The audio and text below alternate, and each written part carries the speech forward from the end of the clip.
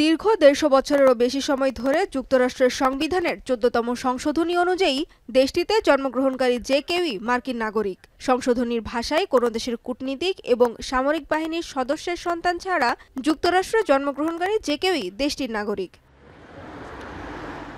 গেল জানুয়ারিতে দ্বিতীয় মেয়াদে ক্ষমতা গ্রহণের প্রথম দিনই যুক্তরাষ্ট্রের বহু বছরের এই সাংবিধানিক অধিকার বাতিলের সিদ্ধান্ত নেন ডোনাল্ড ট্রাম্প। জন্মসূত্রে নাগরিকত্ব যুক্তরাষ্ট্রের জাতীয় নিরাপত্তা এবং জননিরাপত্তার জন্য হুমকি উল্লেখ করে একটি নির্বাহী আদেশে সইও করেন তিনি।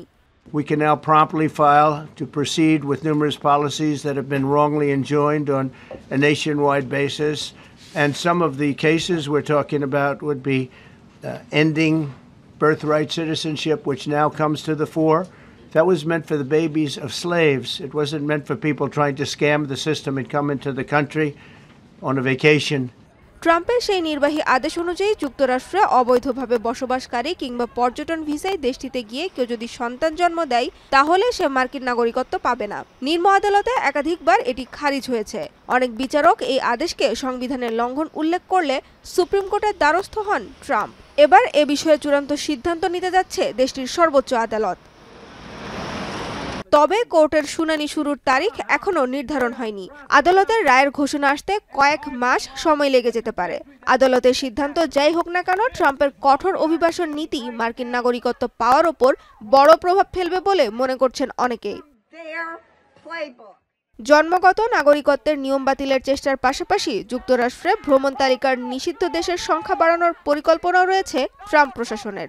চলতি বছরের জুন মাসেই যুক্তরাষ্ট্রে প্রবেশের ক্ষেত্রে ১২টি দেশের ওপর পুরোপুরি এবং ৭টি দেশের জন্য আংশিক নিষেধাজ্ঞা আরোপ করেন ট্রাম্প। এবার সেই সংখ্যা ৩০ ছাড়াতে যাচ্ছে।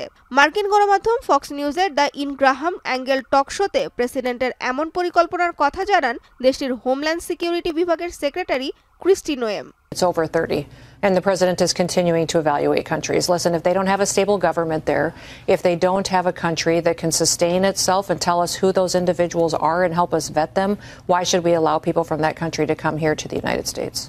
তবে জন্মসূত্রে নাগরিকত্ব আইন বাতিলের ক্ষেত্রে অনেক মার্কিন আইনজীবীর মত, দেশটিতে বহু বছর ধরে চলে আসা এই নিয়ম কোনো প্রেসিডেন্টই বাতিল করতে পারবেন না। এখন সুপ্রিম কোর্টের সিদ্ধান্তের অপেক্ষায় তারা। সানজিদা ইসলাম তন্নি, এখন বিশ্ব। ৪ গুণ শক্তিশালী এনজাইম ও অধিক ফেনা সমৃদ্ধ অরিক সিলভার ওয়াশ মাত্র ৭০ টাকায়।